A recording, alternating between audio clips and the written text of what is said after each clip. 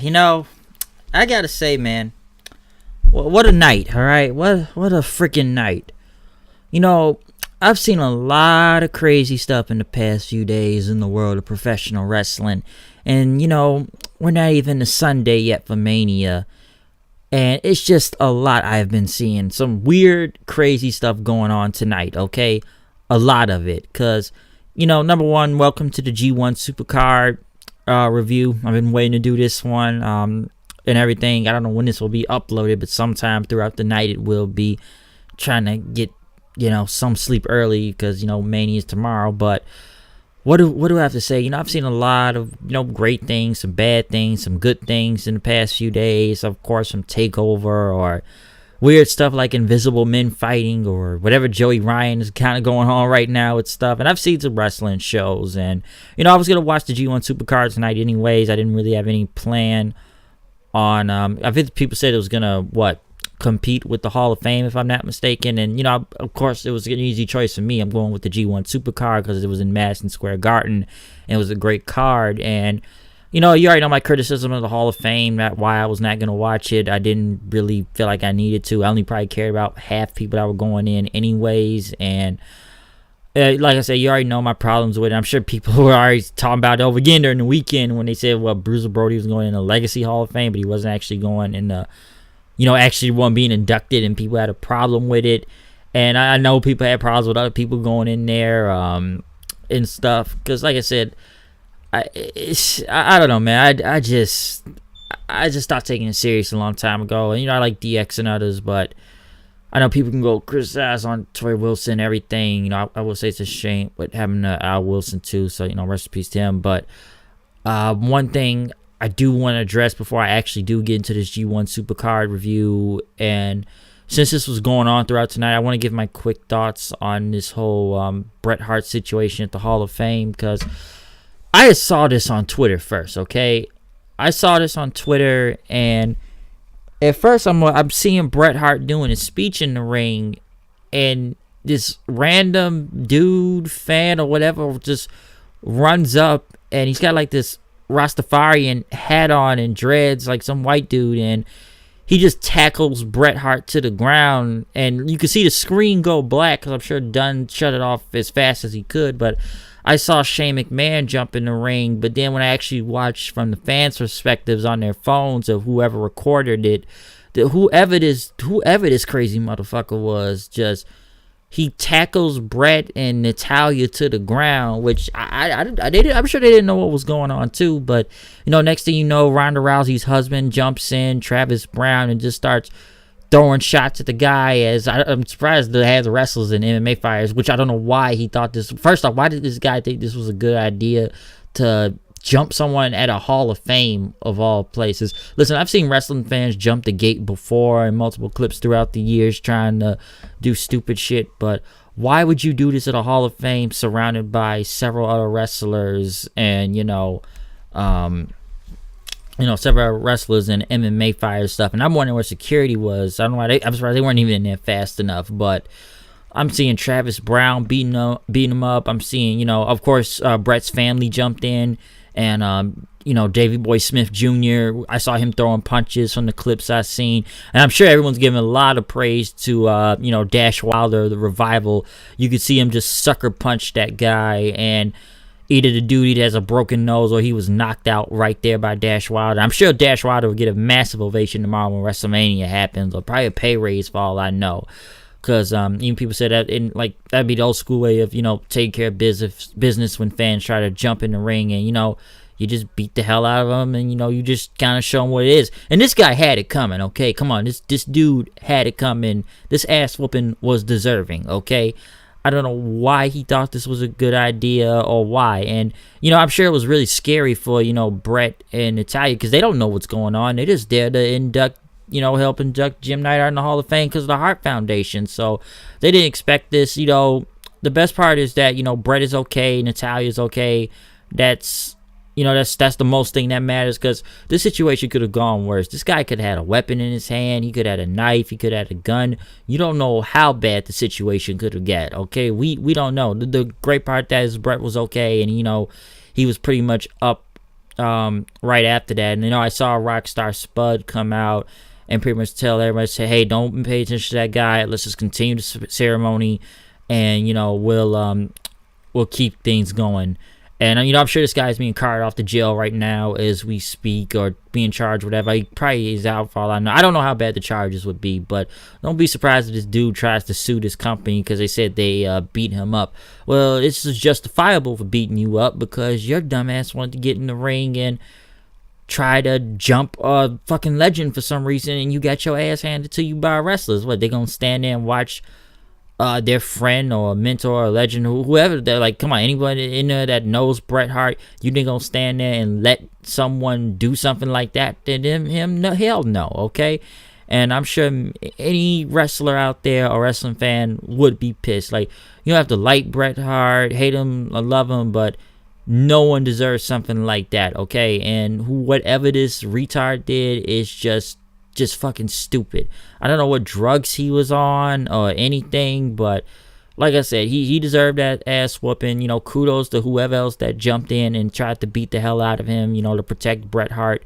Good on them, okay? So I just wanted to talk about the entire situation real quick on what happened during that whole thing. I probably will check out some highlights tomorrow anyways of the Hall of Fame. Not really gonna watch all of it. Probably want to see DX's speech anyways, because I heard it was funny. And, you know, he took some shots at AEW, and I think, you know, Road Dogg says, I dare anybody try to, you know, any son of a bitch to see if they can jump DX next and everything. So, you know, try that. But, you know, like, overall, Bret is good, I believe. You know, he still continued his speech, and, you know, he continued to talk, and, you know, until they got over with it. But very crazy situation right there. Something I didn't expect while I was watching the G1 Supercard. So I just wanted to give my quick thoughts on that.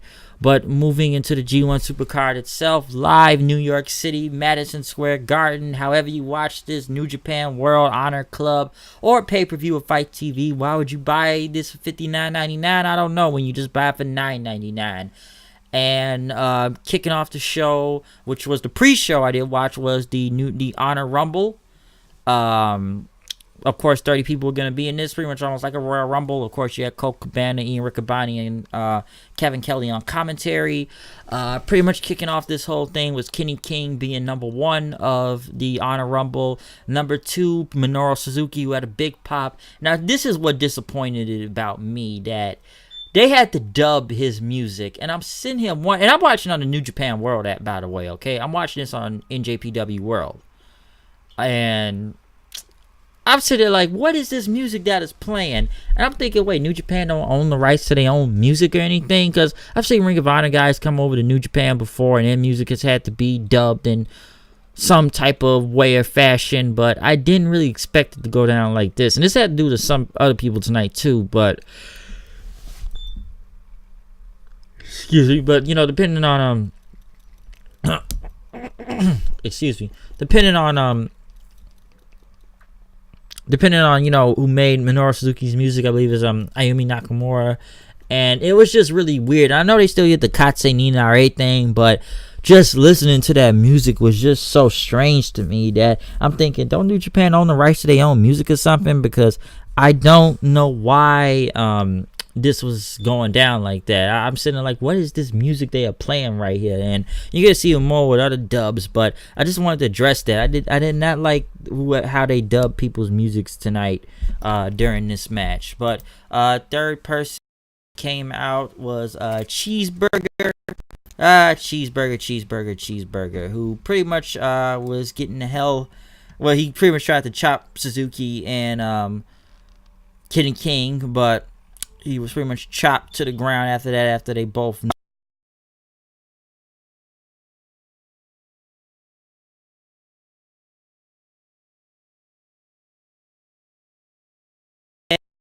number 6, low single Bernard, home member Shingo Tagagi was out there then. Number 7, pretty much another LIJ member, Bushi was next. Yes, Bushi was next in the ring. Then after that, number 7 was. No, I said number 7. Number 8, pretty much now both Roppongi 3K members in. Yo was in there next to help his partner Sho. Number 9, Shaheem Ali, I believe that's of Coast to Coast. I don't know everybody that's in Ring of Honor right now, to be honest. Pretty much then Beer City Bruiser, I know, was the first one eliminated. After that, number 10, Rhett Titus. I don't know why he has a bodybuilder now thing going on for some reason, but he's doing that. Number 11, LSG or Leon St. Giovanni. I don't really know who that is either that well. Like I said, you gotta forgive me if I don't know everybody in Ring of Honor. 13, Will Ferrara. I believe he is returning, if I'm not mistaken. Yeah. Will Ferrara. Number 14, Bullet Club member Chase Owens coming out then. 15, Rocky Romero pretty much now having all of Roppongi 3K in. I feel like I missed number 12. Yeah, number 12 was Ryusuke Taguchi. I'm sorry about that. And once again, his music got dubbed too. I was actually surprised to see that because he did film himself coming out to the ring. So his music was dubbed also. But Rocky Romero and Taguchi were in the ring. They pretty much worked together since they did face each other the night before. So pretty much there was a whole bunch of forever clotheslines. Like 15 people pretty much charged in Ibushi in the corner and just kept doing those clotheslines on him. Like, and the crowd was going nuts for it too. Just clothesline after clothesline after clothesline. I gotta say, a lot of New Japan talent got bigger pops also. But they were just clotheslining him until Bushi got eliminated by Rocky Romero then. Number 16, Brian Malonins then. After that, eliminating LSG and Ali. Number 17, Bullet Club member, founder, or whatever you want to call him, the Road General, Bad Luck Fale. Got a pretty good pop out there then.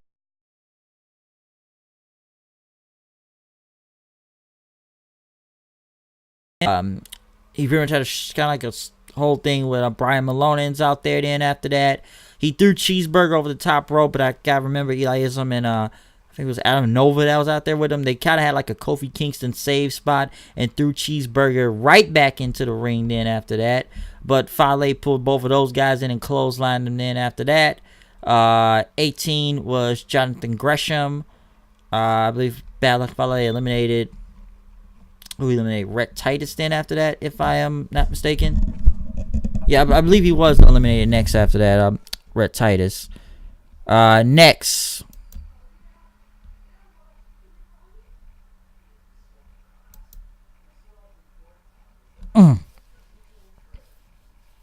Excuse me, someone's in my throat. I really need some tea. But like I said, number 18, Jonathan Gresham. And we're having a technical difficulty right now, I see.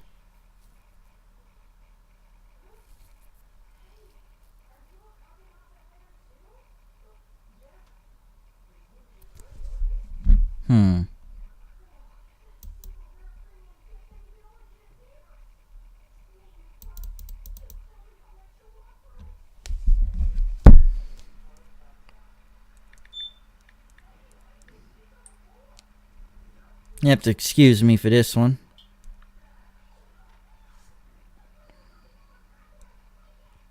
Bear with me here. I'm trying to fix this. But yes, like I said, pretty much after that, number, I believe should be number 19, if I'm not mistaken.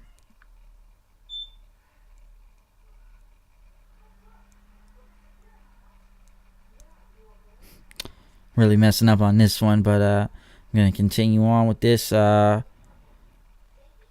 I said, number 19, Tracy Williams of Lifeblood was out there next. Henry C was got eliminated after that. Number 20, Yoshihashi, which surprised he got a good pop out there. I didn't expect that to happen. I think he eliminated Taguchi then right after that. Number 21, Darewolf, PJ Black coming out. I believe Chase Owens was eliminated by Minoru Suzuki, if I'm not mistaken. 22, probably one of the biggest pops of the night, Jushin Thunder Liger, which once again, this is another, why was his music dubbed? And I'm sure it was a good pop, a very big pop, but it was a little bit hard to hear on TV just because of how loud the dubbing music was played then. He pretty much started hitting shotes on everyone then. Brian Malones was pretty much then gone after that. Next thing you know, 23 and 24, both TKO Ryan and Vinny Marsaliga of the Kingdom came out then. Number 25, the Ring of Honor Booker himself, Delirious, was out there next. 26, Stone Pitbull Tomohiro Ishii. Pretty much got a good pop out there. Pretty much damn near knocking down everybody.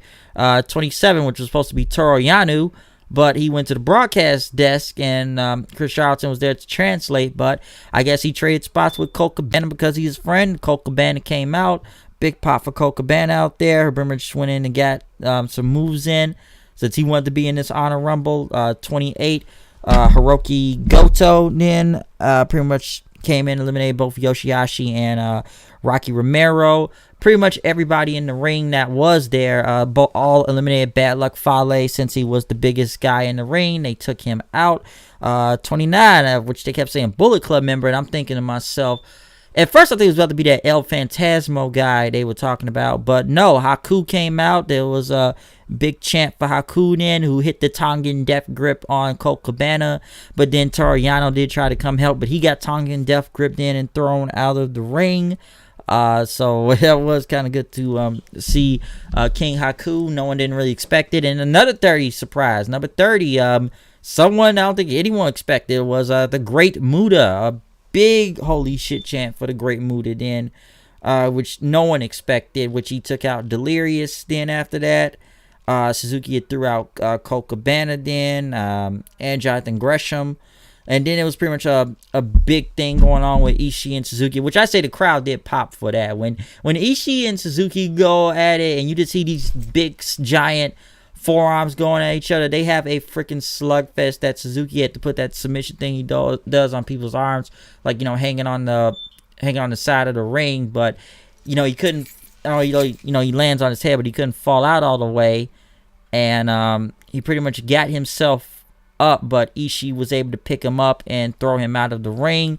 Fans pretty much booed in after that. Ishii tried to take out both of the Kingdom, but the Kingdom pretty much threw him out, which we got to the final four then of Jushin Thunder Liger, the Great Muta, and the Kingdom. Pretty much they did eliminate the Kingdom then. It was between these two, as there was a "This is awesome" and "Holy shit" chant, but Kenny King was hiding somewhere under the ring, I guess, and eliminated both guys then, which now he gets a shot later on, I believe, for the Ring of Honor Championship. The Great Muta kind of got back in. He spit in Kenny King's face with the mist, and then him and Jushin Thunder Liger pretty much stood tall as he pretty much walked out, and Liger had a standing ovation then as fans chanted, "Thank you, Liger." If you do not know, I believe it's supposed to be Jushin Thunder Liger's last year in professional wrestling. He's supposed to retire when next year's Wrestle Kingdom happens, but he got a very standing ovation in this Madison Square Garden crowd, and I actually thought he was about to win this whole title shot thing for the Honor Rumble, but a huge amount of ovation for Jushin Thunder Liger and the respect the fans gave, pretty much closing out the pre-show then of the Honor Rumble. I actually enjoyed the Honor Rumble. I actually thought this was it was actually fun to me. Okay, I see why they didn't do this at Wrestle Kingdom, and they saved it for here in the Garden, and it was fun, and the fans were, like I said, they were actually into it, and you didn't know who was gonna come out there, so I did like it. But then as we got to the real show to begin the G1 Supercard off, like I said before, New Japan World, Fight TV, Honor Club, whatever. I did like the stage, I will say that, when it started. Pretty good stage, packed house, of course, over 20,000 fans in MSG, and they had a really hot opener to kick off this show. For pretty much both the Ring of Honor television title and the Never Openweight Championship. Will Ospreay versus Jeff Cobb. Really good match in the beginning.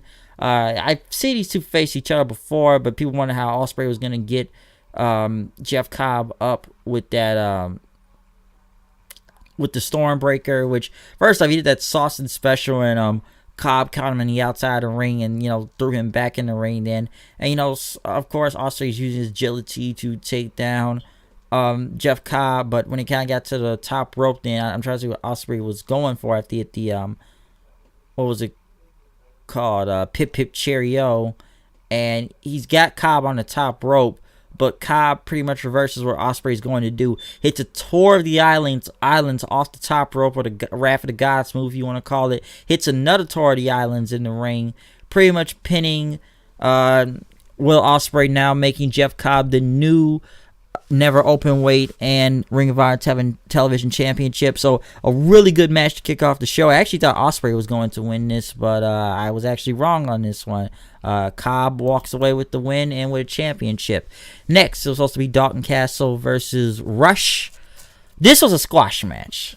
A big squash match, which this match was like 20 seconds if I'm not mistaken, because I guess Dalton Castle trying to get the feathers off him. And I will say one thing about Dalton Castle. I saw this guy is taped up all the time. I saw his ribbs was taped up a little. That I just remember like a few months ago when he did that fatal 4-way for the Ring of Honor title and lost it. This dude was just bandaged so much. And he still has bandages on right now, but he's so bandaged. I just wonder, it's almost like they're trying to hold his body up together at some points, I feel like, because it's not like he can't go, but you just see almost a wear and tear when this guy is wearing this many bandages and stuff coming out there, and it's just hurt. But this match was 20 seconds with a running drop kick and the Toro Blanco move, I believe Rush does as his finisher. So he got the win very, very fast. The boys tried to come in and cheer him up at him, sitting on him as a human chair, but Dalton Castle got pissed at the boys and threw them around and pretty much beat him up before leaving. So I guess he's heel. I'm surprised they set up an angle all the way at the Madison Square Garden, since I guess they're going on this whole losing streak for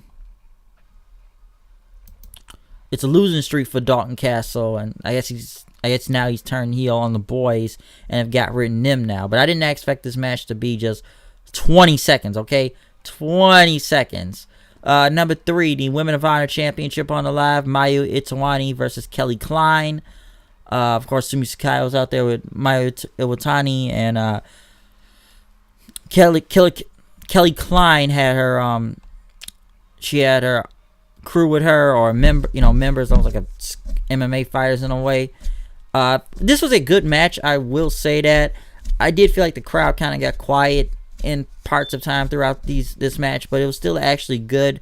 Kelly Klein got the win with the K-Power finisher, and it was clean, and she pretty much shook, Maya Tawani's hand and hugged her then as, they brought in the belt to her. But the next thing you know, some music doesn't play, and then next thing you know, I'm seeing the beautiful people come out. Madison Rayne. Oh, I'm going to get to Madison Rayne in a second, but Angelina Love and Velvet Sky, and I'm sitting there this ain't the Impact Zone now, alright? And I'm just watching this, and I should have remembered Mandy Leon was on commentary also throughout this match, and I think she's going to help, she thinks she's going to help Kelly Klein there, which last time I thought Kelly Klein's the heel, but now I guess she turned face right here because Mandy Leon attacked her from behind, and, Jenny Rose and Stella Gray tried to come out and help Kelly Klein, but she pretty much got hit with a pump kick by Angelina Love. It was called the Botox injection in your face by Velvet Sky, which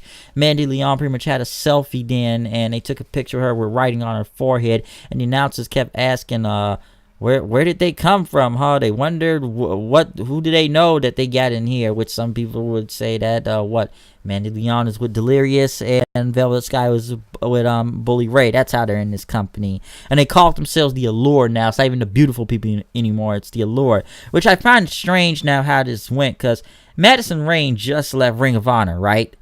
And I remember that next day, Impact Wrestling announced her return to Impact as soon as they got rid of her from Ring of Honor.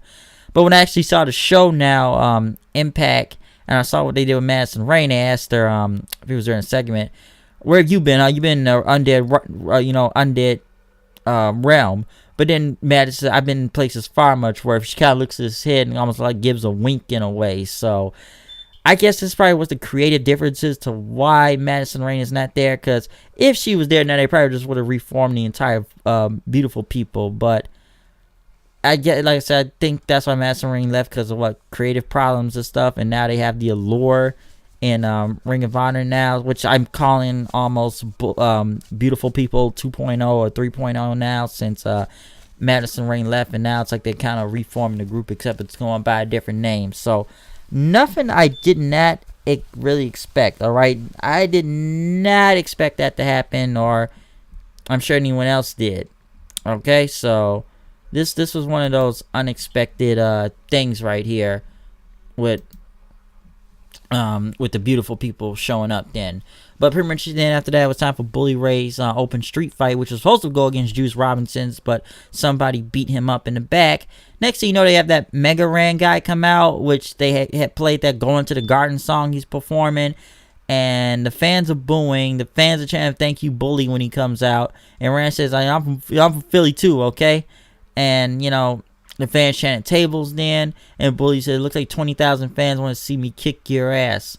And he said, "I'm going to give you a chance to leave." But he didn't want to leave. He pushed him down, but Ran got right back up. Bully Ray knocked him again, started hitting him with his chain. And then he said that since Juice Robinson out, that the open challenge is still open. Someone come out.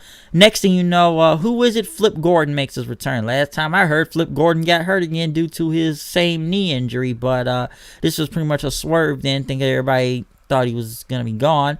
And listen, you know, Flip Gordon showing up for this street fight, I didn't really expect. I thought we've been past this feud, but this feud has been going over a year now, and I feel like now this doesn't even almost have it ended. I thought it ended back at Final Battle last time I checked, but it's still going. What do I have to say about this street fight? Because once you know, Silas Young and Shane Taylor interfered, Juice Robinson and you know, Tracy Williams, was it Tracy Williams? I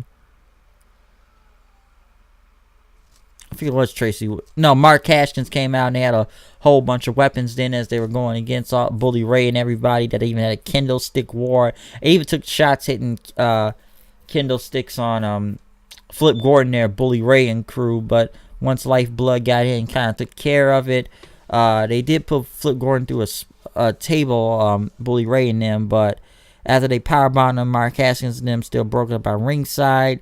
And as everybody started beating the crap out of each other, Haskins hit the "what's up" on Bully Ray then. I like when they pulled Bully Ray's legs into the turnbuckle and he says, my balls. But Robinson and Haskins, you know, after Gordon pretty much pinned him and hit the it was a shooting star press in the air then, and got the 3 count after that as they celebrated. So I'm surprised we're still doing this Bully Ray versus you know, Flip Gordon thing. I expected someone different to come out there. At first I'm like, okay, they announced it was Juice, but since it wasn't Juice, I thought it'd be somebody different. I wanted the guy to face Ishii or Minoru Suzuki and we have a real crazy street fight, but it was Flip Gordon again. So I guess he's not hurt and he's back now. So there you go. I'm sure this pushes another angle into what we'll see coming up. Next match on the card. But yes, since after we continue this whole Flip Gordon Bully Ray thing, which I don't, hopefully that's the last of it, I don't know, but they keep continuing this story though, man. It's been going over a year, but I thought it was over back at Final Battle. But next, IWGP Junior Heavyweight Championship on the line, which was a match I was actually looking really forward to for these guys to go insanely crazy out there. Taiji Ishimori versus Bandito versus Dragon Lee. This was really good, and I wish it would have had more time, okay? That's something I was a little bit disappointed with, because they said Dragon Lee was wearing a, like, mask, I believe.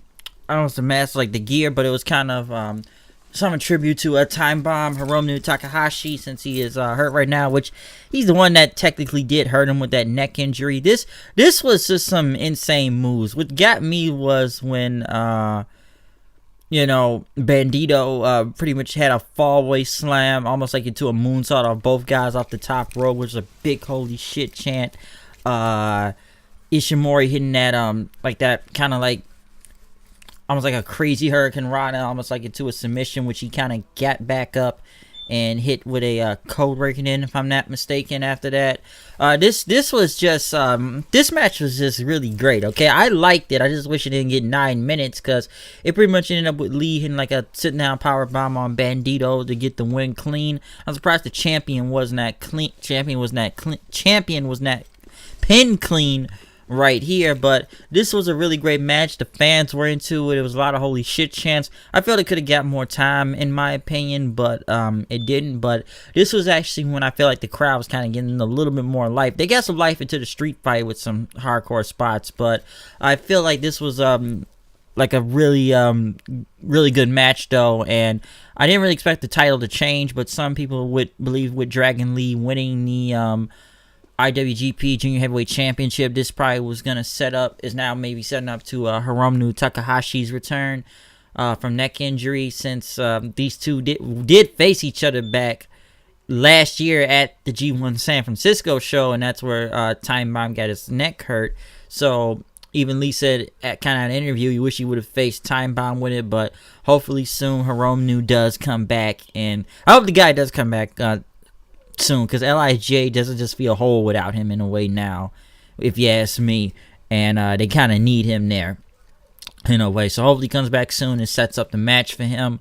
But pretty much after the IWGP Junior Heavyweight title, next Fatal 4-Way Tag titles on the line for both the IWGP and Ring of Honor Tag Team Championships. Gorillas of Destiny versus PCO and Brody King versus LIJ of Evil and Sonata versus the Briscoe brothers, which I did like everybody's entrance. I always like GOD's entrance now, just because of whatever crazy mess come up with LIJ being over, of course, Briscoes. PCO and Brody King, which this Destro guy came out, was it Destro? He came out with PCO, which they had this electric chair, which I felt like the lights went on too early because he wasn't there in the chair, but he finally showed back in the chair, which had a car battery to zap him. He was like Frankenstein and everything. This was a crazy match. What got me was PCO, man. What's this guy like? What, Pierre Carlet's like almost 50 years old. This dude does a freaking swanton off the top rope to the edge of the ring outside, landing on Mark Briscoe. Look insane as fuck, okay? This match was insanity. What got me also was when GOD pretty much powerbombed PCO and threw him to the outside of the ring, which was insane, okay? This match was just crazy, and it was nearly 10 minutes out there. Who did I really expect to win? No, it had to be the Briscoes or GOD. Personally, I wanted to see GOD and the Briscoes anyway at first, before this was a fatal 4-way thing, but I guess they wanted to get everybody on the card, and, you know, they had that title change with PCO and Brody King, but they do want to make I guess Villain Enterprise look very powerful, and I guess they had to get Evil and Sonata on there, but GOD did hit the super power bomb on Brody King for the win. But now here's the next story, and a way it took away from this. You know, remember what I said earlier about people jumping the barricades and stuff? Well, we got more people jumping the barricades. I'm watching the show, and I'm seeing outside some people are fighting the Briscoes then. And I'm like, what is this? Fans jumping? And then I'm thinking to myself, I wonder if it was Enzo. And you could see the cameras not even going to this, because then they went to focus on they started focusing on Toru Yano, who stole the IWGP tag belts. You can just see GOD looking, and what gets me, it's Enzo and Big Cass pretty much almost like in a shoot fight, fighting the Briscoes, and Bully Ray's coming out to help. And I'm sitting there wondering myself, is this a work or a shoot? Like, first I'm hearing Bret Hart is damn near getting jumped at the Hall of Fame with someone jumping out. Enzo and Cass are jumping the gate, which, fans start chanting, "Fuck you, Enzo." There's asshole chants. And, after looking at the clips of stuff, how people recorded Enzo and Cass jumping, because, first off, damn near Enzo Cass was damn near getting beat out there, okay? Like, they were getting thrown around. Like, Briscoes was throwing hands. Bully it through Enzo for a minute. I saw Enzo was trying to choke out Bully Ray. But, in a way, I believe people believe this is a work because, you think there would have been probably more security guards trying to stop this. And if this, or maybe this is like a work shoot, and I feel like this is probably going to end up on Ring of Honor television or something right now, because when that angle comes into, because Why wasn't security there fast enough? And I know the commentators didn't really try to address it, or the cameras weren't even focused on it. They were just trying to focus on GLD with their title celebration, but they just looking on, and Enzo and Cass are just in this crazy ass fucking brawl with the Briscoes. And I'm like, yo, who else wants to jump the gate? All right, because I'm thinking I've seen one incident happen, but now we got this incident happening, and you know, I'm just seeing everybody on the internet right now just shitting on Enzo and Cass. Like, we don't want to see them. They're not good in the ring. They suck. We know Cass isn't good. Enzo can't wrestle. And I'm sitting there like, I'm willing to give them a chance, okay? And I get why people don't like Enzo and Cass. I enjoyed Enzo's shooting interview, but I'm sitting there wondering, like, yo, did Enzo and Cass just join Ring of Honor or something? Because I'm thinking this is Enzo just trying to jump the gate again, like he did back at Survivor Series. But then when I'm hearing Big Cass is there with him, and they just trying to beat up, you know, they just trying to beat up the Briscoes, and I'm saying Bully come in. I'm thinking the whole locker room about to come up. Like, yo, we in part 2 to this now? What? Did Ring of Honor just watch the Hall of Fame and let's do the same thing that just happened minutes on, or what? So I guess this was like a work shoot, I guess, in a way, because I'm thinking like, yo, this has got to be a shoot, especially if Enzo's jumping the gate and he's trying to fight the Briscoes, because it's like he tried to hit the ring, but I guess the Briscoes stopped them, and just Big Cass, and I'm going like, yo, what the fuck is this? Like, I'm seeing one brawl here, and then I'm seeing another brawl here. I'm like, yo, does anybody else want to jump the gate tonight over here in wrestling? Like, come on.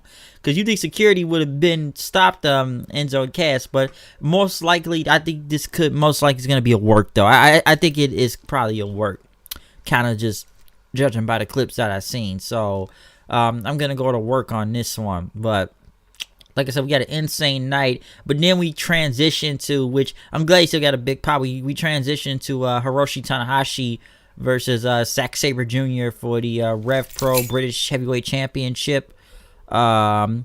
I like this match. This was one of my favorite matches of the night, and I'm kind of glad the whole Enzo and Cass situation didn't take too much away from this British Heavyweight Championship match. Of course, you had Taka come out and do his his whole intro thing. Da desu ka, just tap out. Zack Sabre Jr., come on over here. And this was a very enjoyable match. I like this match a lot. This is probably one of the favorite ones of the night. But like I said before, it looked like fans were just so focused on trying to figure out what Enzo and Cass or whatever, the whole Bret thing going on. You just didn't know what was going to happen next. But I did like this match. I didn't really think Tanahashi was winning, to be honest, just since this match was kind of announced out of nowhere. But I didn't really expect Tanahashi to tap. And a lot of people didn't, just because it's MSG and everything. Don't get me wrong, I saw Tanahashi tap to Zack Sabre Jr. in the finals of the G1. Not the G1, but the New Japan Cup last year. But I remember just people saying, like, you just had you're one of your biggest guys ever in the history of this company lose to tap out to Zack Sabre Jr. They say this skinny guy, as some people are saying.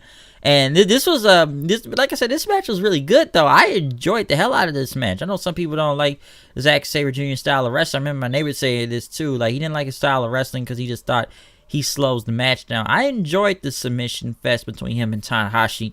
I thought it was really good. I never really thought Zack Sabre Jr. was losing the title, but I didn't really think he was gonna tap out like that. So I didn't, especially in MSG. That's something I didn't expect. Now, next, in my opinion, this was probably the match of the night for me. Okay, this was the match of the night for me, damn near. Tetsuya Naito, Kota Ibushi, IWGP Junior Heavyweight Championship. Tranquilo. Which, the minute this match began, first off, Ibushi and Naito got humongous pops. Before the match even started, there was a holy shit chant. Let's go Naito, let's go Ibushi. These guys were just, like, of course, there was some chain wrestling, ended up into a Tranquilo thing then. Holy shit. Like, one of the craziest things about this match was they on the apron, and Naito runs up to Ibushi, and Ibushi just jumps in midair, hitting a freaking Hurricane Rana on him that just looked insane, okay? It just, because he was going to do that damn power driving thing on his head, but that's how Ibushi dodged it then. Ibushi had his suplex in, like a German suplex in for the count, but it did not go. There were chants for both these guys. This is awesome chants. I did like when Naito hit like the Frankenstein and then he hit the Destino, but it was for a big 2 count right there. Naito was gonna go for the Destino again, but Ibushi pretty much hit him with a roundhouse to his head. He fell to the ground. Ibushi didn't hit him with like that J Driller move he does in a way, and like I said, he hit him with like a power bomb. Yeah, he hit him with a power bomb. Naito was trying to get out of it, but he did get power bombed out there. Pretty much ended into a Kamagoye for the win and beating Naito, becoming the new IWGP Intercontinental Championship. This was like my favorite match of the night. This match was just great. Everything that it had you on the edge of your seat type of feel when you see this match. Okay, personally, I wanted Naito to win because I just wanted to see if he was actually going to become double champion. But something kind of figured me Ibushi was going to win. But this was just a fantastic ass match between Naito and Ibushi. That was one I was looking very forward to see what was going to go down with these two. And they did deliver out there, okay? They fucking deliver, especially when they chance for both these guys. And, this is awesome. One of the best matches of the night. Ring of Honor world title on the line. Jay Lethal, Matt Taven, Marty Scurll, triple threat ladder match.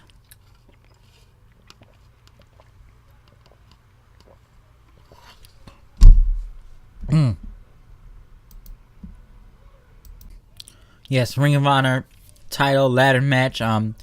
Nick Aldis was out there on commentary. I do know that because they got to promote that NWA title against Marty coming up this month. But I went into this Marty Scurll. I thought he was actually going to win the championship here. Okay, because first of all, Matt Taven, he had like a pianist come out for him too, and this match, this ladder match, this is probably the best one Ring of Honor had out of this whole night on their side for ROH, okay?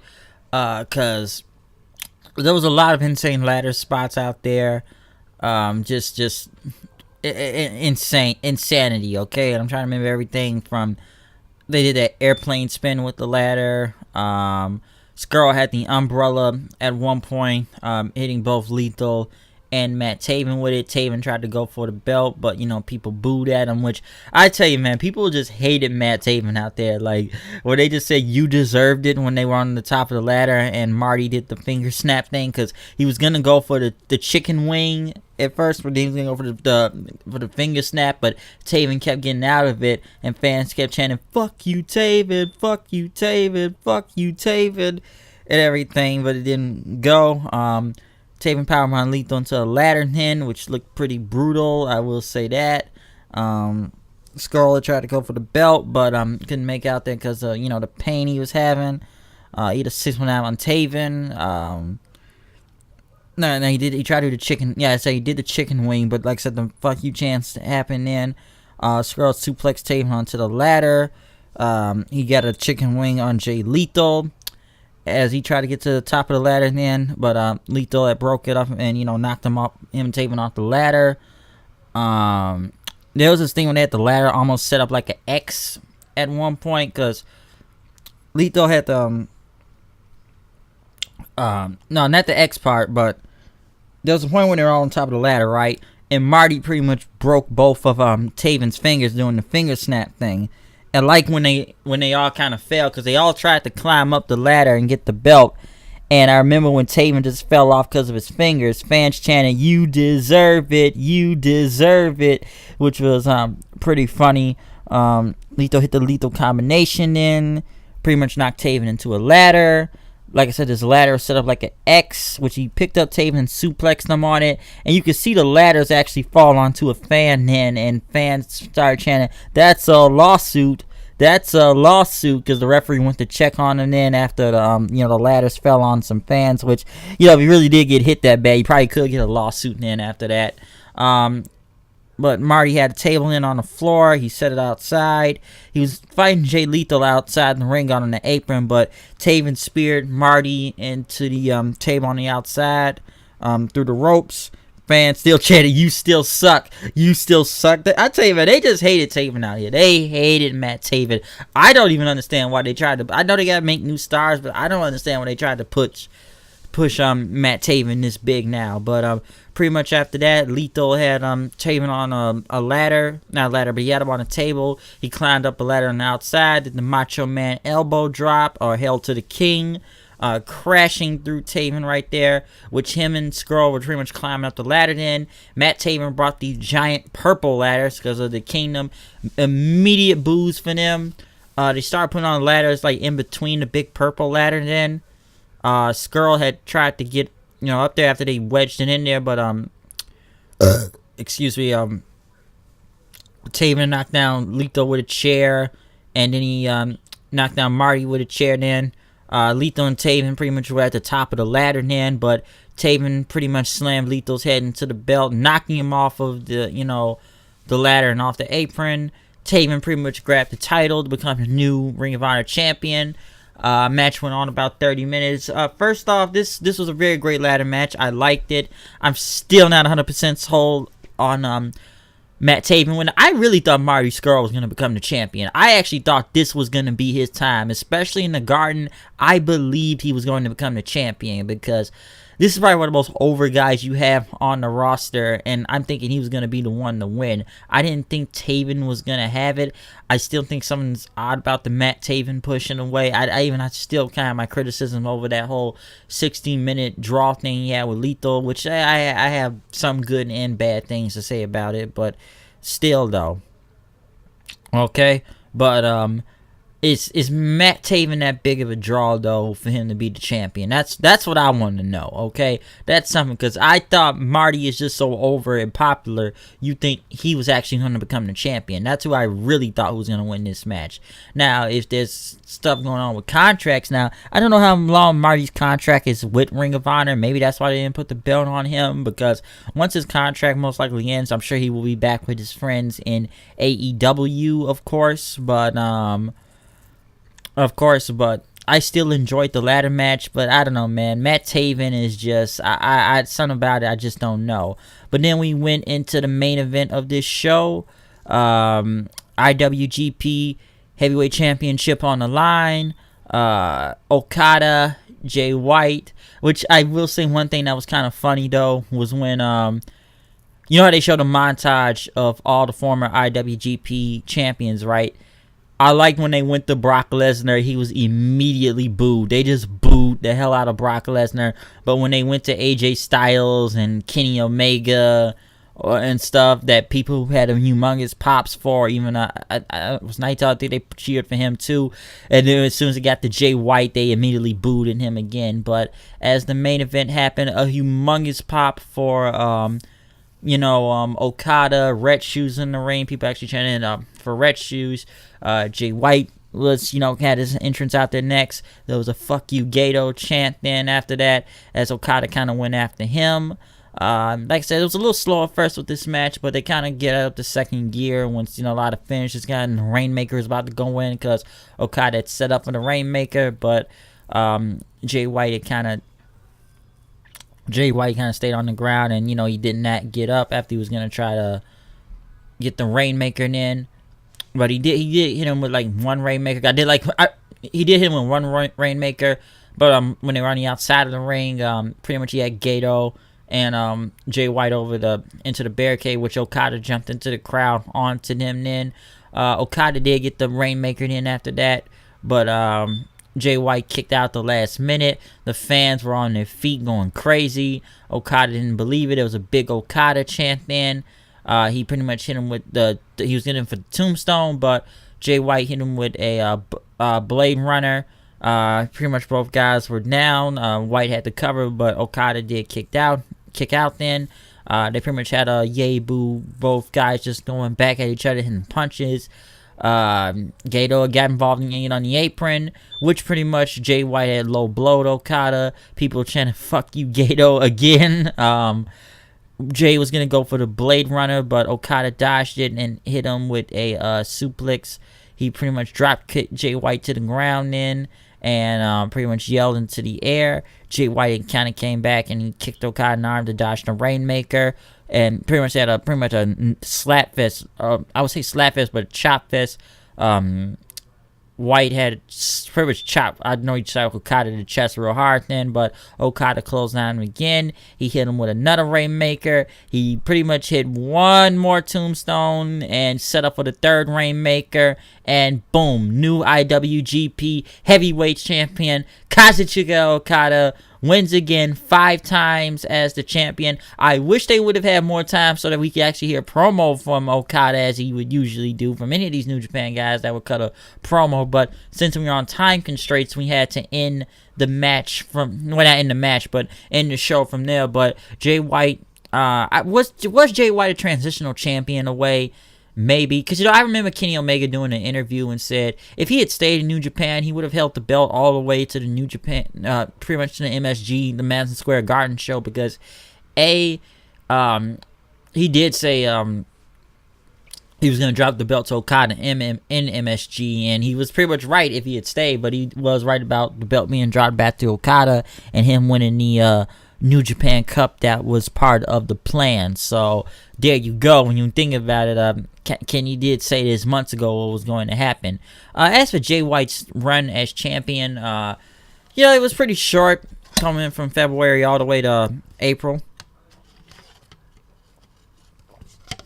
I actually thought he was going to win, to be honest, but the only reason why I'd say he did not win because they wanted to send the crowd home happy, so that's pretty much why I would say Okada won. I wish they would have got his post-comment match after, but it was a really good match. I did enjoy it. I will say that. Of course, I would say it blew the roof off the building, especially in the second half of it, because these people were like super pro Okada, okay? They really were. And, I gotta say, man, I enjoyed this entire show. Between this and NXT TakeOver, would I say it's debatable? Maybe. I will say that this like between both of those shows, those feel like Mania, and Mania is tomorrow itself. All I can really say, like I said for yesterday's NXT review, WrestleMania, you better have something good tomorrow, and you better watch out. Don't get me wrong, this G1 Supercard was a very long show, almost 4.5 hours. I sat here from 5:30 p.m. all the way to 11 o'clock at night. But this thing, at least I was more up about it, and I was pretty much interested in mostly every match that was going on. Now, I will say this, fans felt divided on this part. Did I think it was a really great show? Yes, it was. But I think a lot of credit of that goes to New Japan side a little, and I'm gonna say why, like a lot of other people have. Ring of Honor looked like they were trying to book a lot of angles on their biggest show of the year. New Japan had title matches, but we're putting on some great ass shit. We still had story in it, but we're still going out, putting on some great ass matches. Because some people just felt like Ring of Honor was just there to be there. Because what did you really set up? You set up the beautiful people to debut here as an angle now after the Kelly Klein, match for the title. Enzo and Cass are popping up now, and Ring of Honor, I see fighting the Briscoes in a work shoot fight with Bully Ray out there, which I'm not sure that Enzo and Cass being signed, if that's true, but everybody pretty much saying it's a work. The best thing Ring of Honor had on here was the ladder match, okay? The ladder match was really the best thing on here. I did like the Jeff Cobb and Will Ospreay match too, which began off the show. Ibushi and Naito is pretty much my favorite of the night. I like the British heavyweight title with Tanahashi and Zack Sabre Jr. and the main event itself, Okada and Jay White. I will say that, but a lot of people even said that New Japan side was way better than the Ring of Honor side of the booking fence. When you think about it, okay, so I kind of agree on that statement just because of it. Just like there was a lot of angles that were trying to get set up or not being set up, okay, so I think that's how a lot of people kind of looked at it. But this was still a great and enjoyable show, and I recommend anybody go watches it because this was just a great crowd. I loved it, and come on, they had so much energy into this, okay? That's why I decided to watch the G1 Supercard. So, did I expect a lot of these championships to be turned tonight? In a way, yes, but no, because how many title changes did we did get tonight though. Okay, how many title changes did we get? Because of course we had the IWGP title change, we had the Ring of Honor title change, the Intercontinental title change, the Women one change. We already know about the winner take all ones, so those are gonna change regardless. I think that is most of the championships, if I'm not mistaken. So pretty much there was a lot of new champions that were crowned tonight. I will say that. I still think Marty was gonna win the ladder match, but I don't know, man. I'm still not sold on this Matt Taven thing. I'm trying to, but I didn't. I don't know, but to what I've read tonight, everybody's just pro NJPW. They said Ring of Honor looked like they just embarrassed themselves of whatever they were putting on there, trying to, I guess, bring in these debut angles or work shoot things. I did like it just kind of disgruntled fans to what I read. But when the final kind of 3-4 matches came on, that's when everything was just getting great, though, okay? That's when everything was just great. And a little bit more, like I said before, it's a little bit more on New Japan's side, all right? It really is. Excuse me.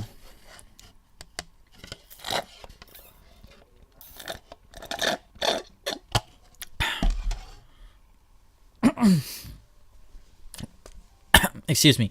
But yeah, a lot of people were more on New Japan side. But like I said, Matt Taven, like I said, I'm gonna give this a chance because I never understood the push to begin with, in a way. But like I said, you gotta build new stars, people. You really do. So I can see why people are more just really disgruntled with him being as a champion right now. But I'm gonna try to give this a chance because like I said, I either saw Marty winning the belt because at least with Marty, man, you're gonna like I said, Marty is just super over with the crowd right now, and I just really expect him to win. I really expect him to win the title tonight. But, we'll see. I still, like I said, I enjoyed the ladder match overall, so I can't say that much bad about the ladder match. I just didn't expect the finish, and you just see how the crowd was just against this dude. They were just against it, but like I said, this was still a great show and everything, and I enjoyed it. Would I say it's almost on the level as TakeOver being better? Some matches maybe can be comparable. If you want to debate matches, we can debate that. But crowd reaction, I would say it's a little the same, but some not really. Okay, but like I said, the crowd hit pop on some levels of a lot throughout the show. When they wanted to pop for it, okay, and it was very enjoyable. But on Ring of Honor side, I'm a little iffy with them, just given what I saw. Like I said, I didn't expect the beautiful people to show up, and I did not expect to be this Allure group now, which is, I guess, Beautiful People 2.0, and I did not expect, we got Enzo and Cass jumping the guardrails now. Like I said before, work shoot fights with the Briscoes and Bully Ray. Where does that lead to? I don't know, because I was waiting for somebody else to jump the gate the entire night, and we just got to transition into Zack Sabre Jr. and Hiroshi Tanahashi after that. But like I said, I enjoyed the show. That's pretty much all I could really say for the G1 Supercard. It was great. I liked it, and we'll see what happens next or whatever next event pay-per-view is for New Japan or Ring of Honor. But like I said, Okada walks away.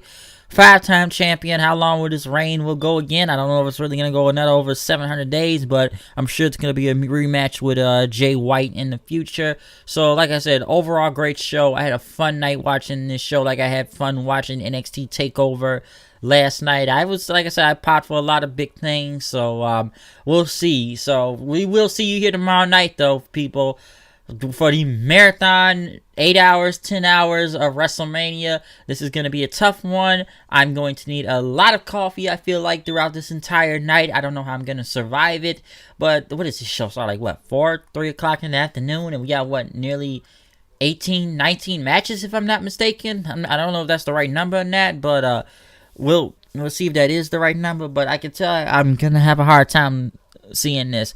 Hopefully they do put on a good show tomorrow. I don't know, because I'm not looking forward to a lot of these matches on the card as it is, okay? I'm really not. And I'm only looking forward to like a few percentage of them and stuff. So, like I said, mostly the Kofi and Bryan match, and I'll say the AJ and Orton match I'm looking forward to. Mostly looking forward to on Mania tomorrow night. But hey, I could be wrong, I could be right. But then again, I said last year TakeOver was gonna be better than WrestleMania, and look what happened. And now I'm gonna say probably this year TakeOver and the G1 Supercard are now better than WrestleMania. And don't be surprised if that happens, folks. Do not be surprised if G1 Supercard and TakeOver New York are better, way better than WrestleMania tomorrow night. Okay, so do not be surprised. But overall, fun night, fun show, great thing, a lot of champions being crowned. We're gonna try to get this posted. I'm sure it'll be posted sometime in the middle of the night, somewhere, some way. But I need to get out of here. I will probably check out some highlights of the Hall of Fame tomorrow just to see if anything else interesting happened. I know they said when Hogan came out, a lot of people didn't clap for him. I think I read a report and it said New Day did not clap, or Drew McIntyre. Hey, fuck Hogan. I don't blame him, all right? Fuck this guy. We know what he did. Giving him no fucking pass. But like I said, G1 Supercard. I hope everybody enjoyed it. If you watched it, watch this show, comment, subscribe, tell me what you thought about my review for the G1 Supercard. Follow me on Twitter at HoodedKnight890. We got a long day ahead of us, folks. So we can say we still got the big ones tomorrow, I guess, people. The big ones tomorrow. Get your coffee ready or get whatever you need to get to keep you up, folks. But I am out of here. I will see you guys later. Adios, cabron. I just like doing that. Peace out.